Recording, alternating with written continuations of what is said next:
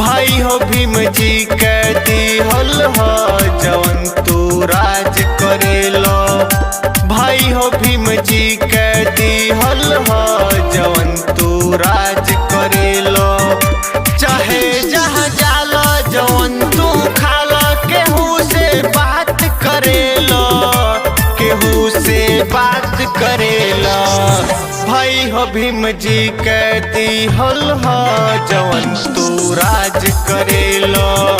भाई हो भीम जी के दिहल ह जवन तू राज करेलो। कि बस गइलो भीम जी हो हमार धड़कन में। भाई हो भीम जी के दिहल ह जवन तू राज करेलो।